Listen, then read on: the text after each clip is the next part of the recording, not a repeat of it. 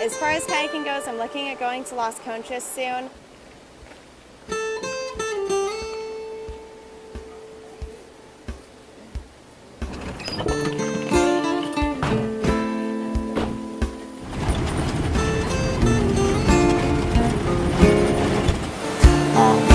Sings like a symphony, whispers soft hymns as I sit here listening.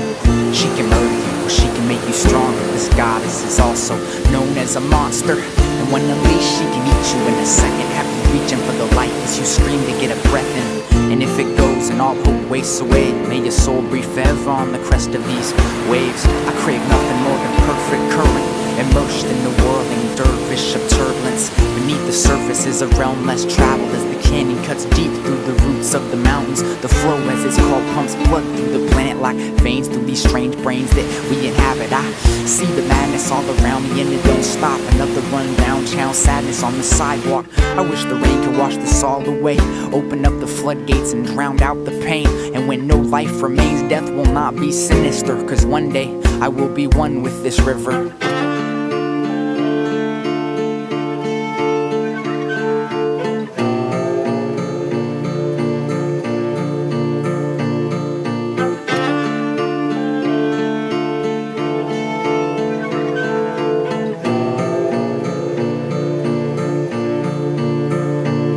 See, I'm just one in 7 billion on this planet, trying to understand the reasons for the pain on the canvas. I see the picture clearer now, though it's harder to fathom. The older I get, it all seems harder to manage, but it's the damage I do to myself that brings it out. Waking up in this small town, feeling so down, although I'm proud of where I'm from. Representing NorCal, where the culture helped me develop my own style. But it's wild once you leave your homeland and step onto the path of a traveling nomad. I've seen the same as many men, but more than most. 20 plus countries under me and more to go. The globe is endless, our time is precious, so take a second to see what you can, man, before the curtain call ends. And I promise you won't regret it. It's essential to your soul. The further one travels, the less that one knows. And growing old is another part of this. I've come to accept how long and how hard it is. And even though I've been blessed on my quest, I still inhale stress and exhale the breath. Ever since I was a child having nightmares of snakes, my imagination faced a darker landscape. Each path different, yet each person the same. Like a river we meander, the ocean is our grave.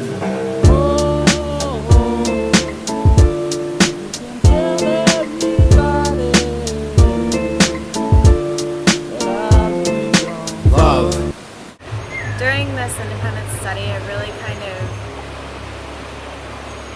put a lot of my energy into accomplishing a childhood dream that I once had of doing cultural explorations while traveling the world to kayak.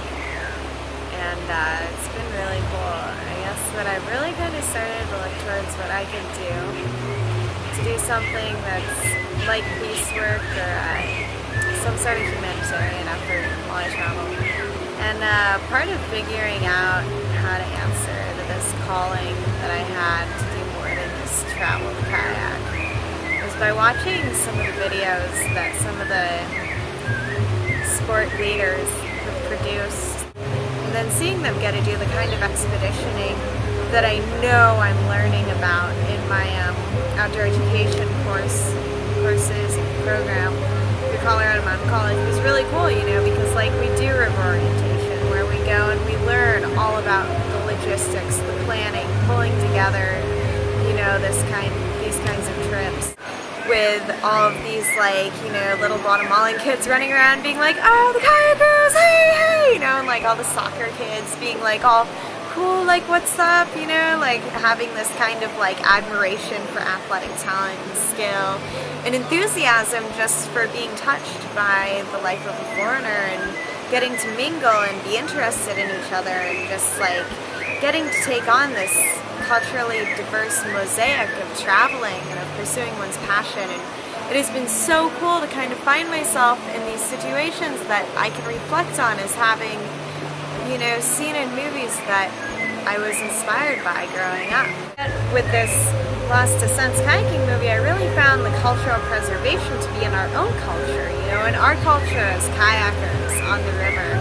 Now, when I start to relate to the countries that I travel through with a mindset for, like wilderness conservation and preservation, cultural preservation and modernization, things like that, that often resound with travelers in third world countries.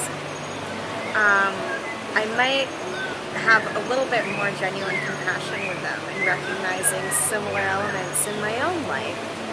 And water just totally brought to life the accomplishment of a childhood dream, realizing that Tyler and Seth had known each other for years and years and years since they were children. I mean, most of us have role models and friends that we look to like that we just kind of grew up having these inspirations, these passions, and these dreams with. And, for him to have just realized that they wanted to go and travel and kayak together was so cool. And then to realize that they had to do it economically, which I think we all find ourselves in the position of. I mean, I'm sitting here right now with my camera on a ladder because I don't have my tripod with me, right? And I mean, that's how it is with like bodies in a car, right? I mean, it's an economical way to adjust.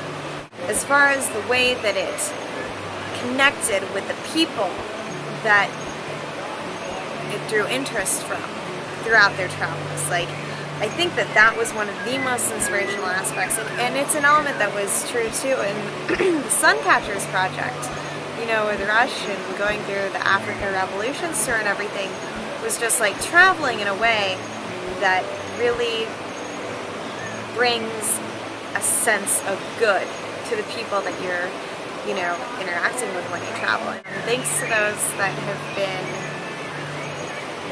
incredible influences in the kayaking community, in the world of adventure sports, the world of traveling, the lifestyle that we share, and the world that we share. So it goes beyond kayaking, it goes beyond traveling. It's all encompassing. So, cool.